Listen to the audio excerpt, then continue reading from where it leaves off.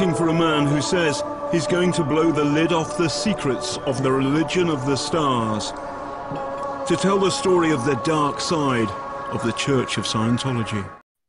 Hi there, and welcome back to my channel. Thank you for joining me. I have a topic that I want to talk about in this video today that is, because of YouTube algorithms, a little difficult to navigate around. But I want to make clear at the outset that what I am doing is reading from and using the materials of Scientology, particularly one policy letter written by L. Ron Hubbard, to illustrate a point. And this is not me promoting any sort of sexual violence or activity or assaults. This is me trying to point out and bring to the attention of the world just how incredibly bizarre and evil the world of Scientology actually is. This is more of the evil of Scientology that hides in plain sight. You just have to know where to find it. Today on my blog, I have a post that goes along with this video that contains copies of all of the documents that I am talking about and some more detail than I'm going to be able to go through in this particular video. But the policy I want to talk about is one of Hubbard's most important edicts, particularly for the public relations personnel in Scientology. And it is titled Scientology 5 Press Policies. And you can see that here. If I can figure out how to add this. Scientology 5 Press Policies. And this is current policy of Scientology.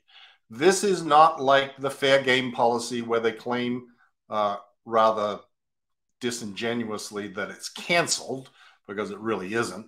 But this is the policy letter. This actual copy is a scan from the current edition of what is called the Management Series in Scientology.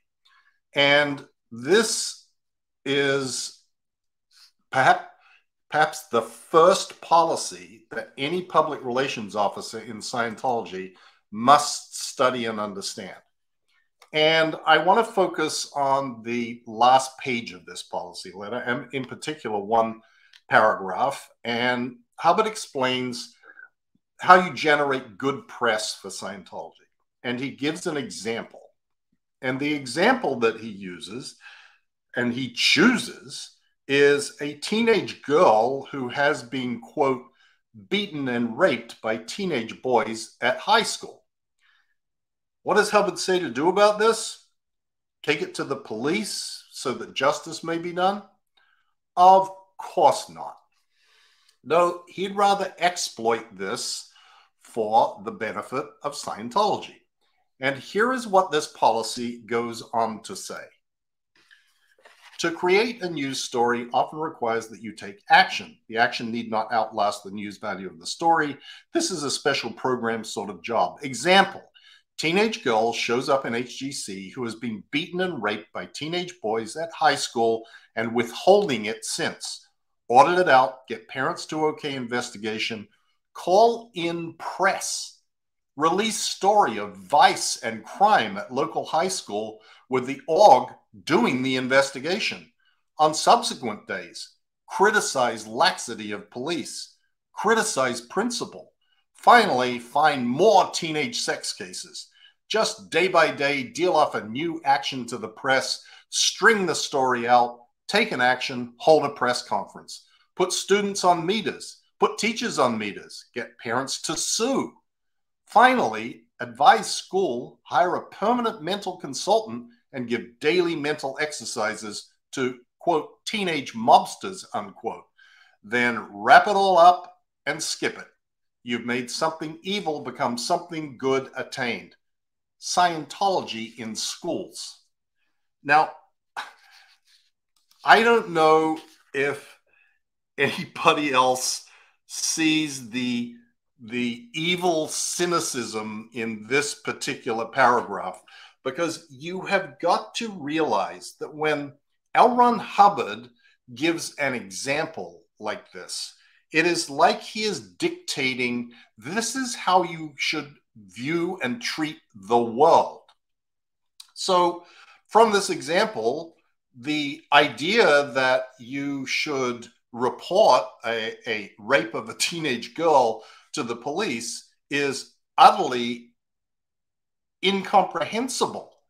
He doesn't even consider that that would be what would happen. In fact, he turns it into criticize the police for their laxity after saying that in the example that the girl had no idea, had never revealed this information before. So how the police were lax, I don't know. He's then promoting suing, getting parents to sue, finding out the sex crimes, all of these things with the idea that in the end, Scientology will look good and will have infiltrated the school system. And that is how Scientologists view these sort of things. He says in the following sentence, you cause it, you don't just receive it in terms of the press. And though these days the press is pretty immune to the trickery and machinations of Scientology, we see this stuff being played out now much more on social media. The Scientology trolls come out and they are doing their deeds following the dictates of L. Ron Hubbard on the internet and running campaigns designed to be run over time with the same messages that they keep repeating over and over with absolutely no concern about whether they're true or not. They lie about how companies have tried to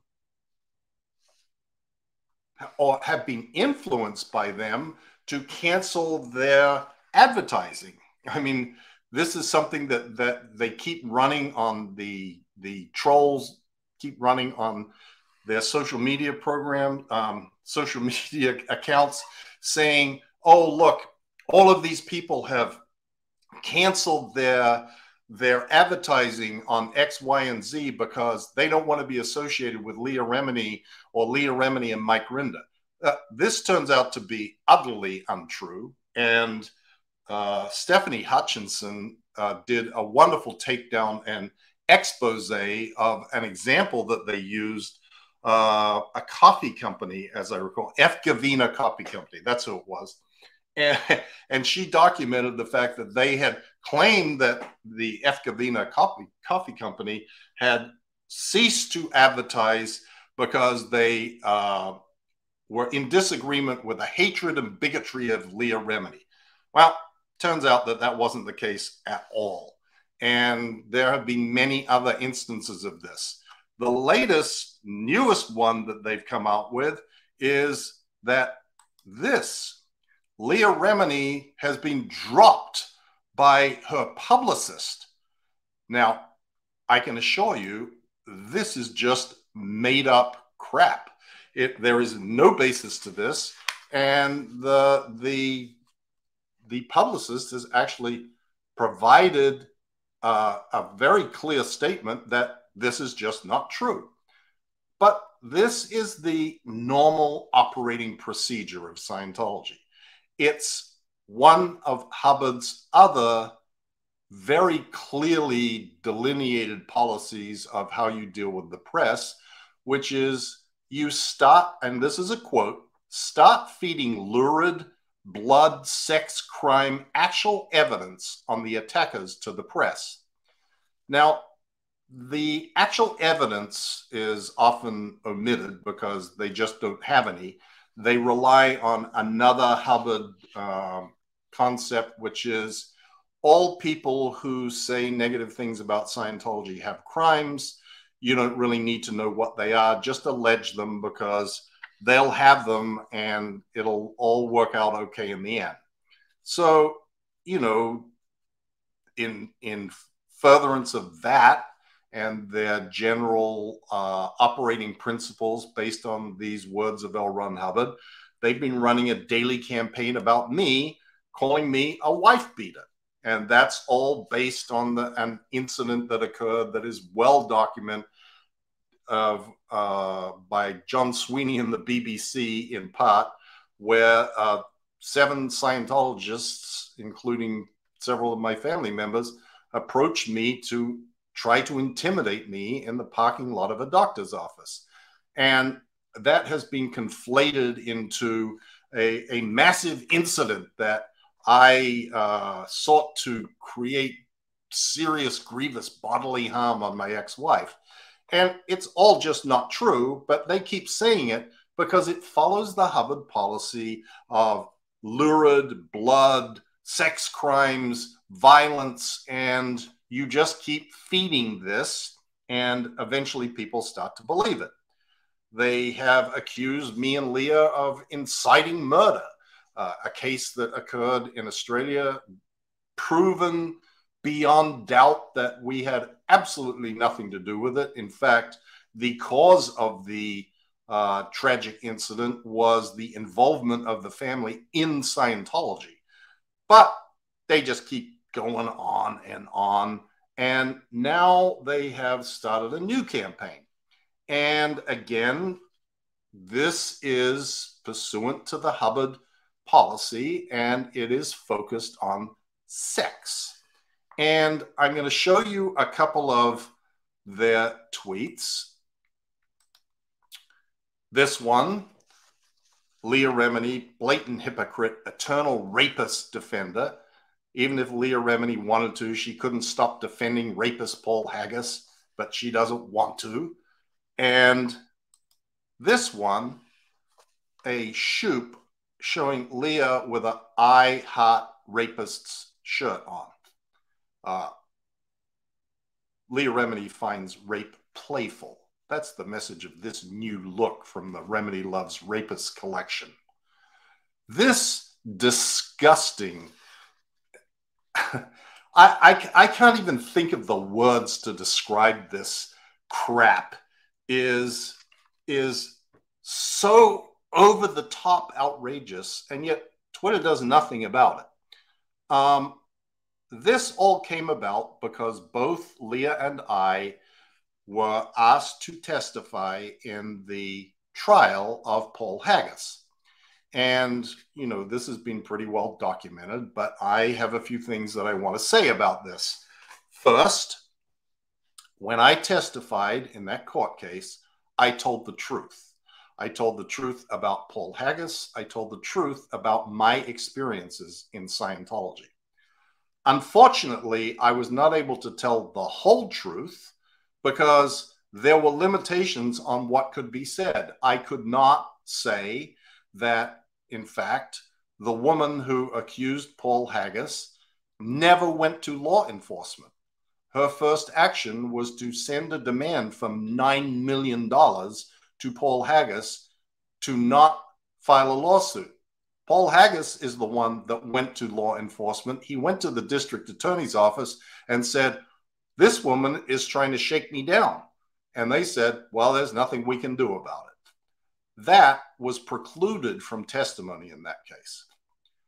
I stand by my statements that Paul Haggis, in my experience, is a gentleman, a kind-hearted, decent man. And I remind everybody that there have been many, many people who have, in fact, been framed by Scientology. This is not idle speculation. Paulette Cooper was framed by Scientology. She was framed to the point of creating false fingerprints on letters that they typed on and sent threat letters to Henry Kissinger and to the Church of Scientology, threatening to blow up the building. She was indicted and was under trial. She would have gone to prison. What prevented her from going to prison? The FBI raid in 1977. The FBI uncovered documents that proved that she had been framed. Had they not uncovered those documents, Scientology would have gotten away with it. She would have been convicted and put in prison. Unfortunately for Paul Haggis, there has been no FBI raid in the last 5 years. So there isn't any documents that have come forth that have demonstrated that this was in fact a frame job, because I am still firmly convinced that it was. A guilty person does not go to law enforcement to report on the fact that someone is accusing them of raping them. That just doesn't happen. Anyway, I also want to make another point, which is what Scientology accuses people of, they are often projecting as their own crimes. There is a long history of Scientology covering up sexual assaults, a very long history, from the nursery in Los Angeles to Tony Strawn, the Sea Org member at Flag, to even Alexander Jensch, Karen Jensch's son, who was sexually molested when he was a young child at the Flag land base, to Amy Scobie, who was sexually molested when she was 14, and that was covered up. So Scientology and the hypocrites of the stand lead like to spread their hate and bigotry and propaganda, but Scientology has not distanced itself from Danny Masterson. And unlike Paul Haggis, which was a civil case, Danny Masterson is being charged criminally with rape. Now, Scientology has detailed records, and I mean detailed records, of everything that happened in and around the circumstances of the Masterson criminal case. Every person who is a victim in that case, and Danny Masterson himself, were interviewed by people in the Church of Scientology. The Scientology Celebrity Center, in fact.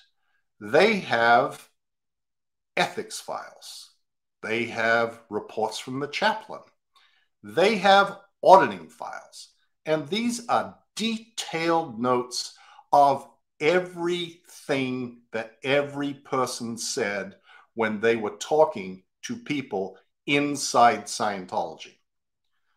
I promise you that if there was evidence in those notes and files that they have that disproved the claims against Danny Masterson, they would have seen the light of day. Somehow or another, the prosecutors in that case would have received this information before they ever brought charges. Scientology knew that Danny Masterson was being investigated for many years and that the pending charges were waiting with Jackie Lacey, the district attorney in Los Angeles. Had they had the evidence to get him off the hook, a very prominent, well-known Scientologist, they would have provided it. The only time that Scientology doesn't provide evidence is when the evidence is going to incriminate a Scientologist. And there hasn't been any big forthcoming spewing of all of the notes and records and files and people that interviewed the victims and Danny Masterson in that case from Scientology. No, there has been nothing. When it suits Scientology, they are happy to take information out of people's files, the files they have on them, and use it to smear them. You can see it. It's all over the internet. It's all over the hate videos. It's all over the websites about those who speak out about Scientology who were formerly Scientologists, information taken from their pre-clear files, information taken from their ethics files, from their OW write-ups. It's all over the place. They have absolutely no problem using it when they think it helps them. Let's look at the example of Laura Dykman. When she sued Scientology, she demanded her pre-clear folders, the records of her auditing, because she knew that contained within those folders was the evidence of everything that she was saying. Scientology resisted that all the way to the United States Supreme Court. They argued to every possible extent that they should not have to turn over those files. And they lost. When the files were then turned over, they settled the case.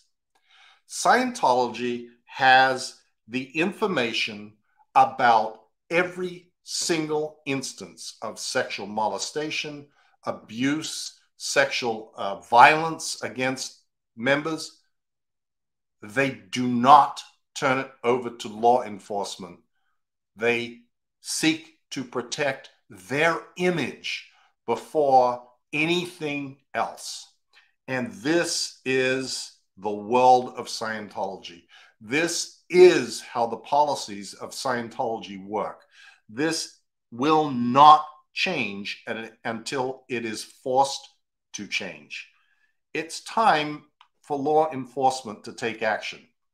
It's time for perhaps another FBI raid that will uncover what's really been going on behind the scenes, the programs, the campaigns, the deliberate efforts to smear and destroy people. It's pursuant to Hubbard policy. It is what is happening. And the fact that it continues to go on unchecked is a travesty and should not be allowed to continue any longer. Thanks so much for listening, tuning in. I hope that you will take a moment and go to my blog and look at the actual documents. I hope that this has been informative. I hope that you spread the word about this terrible state of affairs that exists inside this organization that too many people are unaware of, but it just isn't changing, and it needs to change. Anyway, until next time, thank you.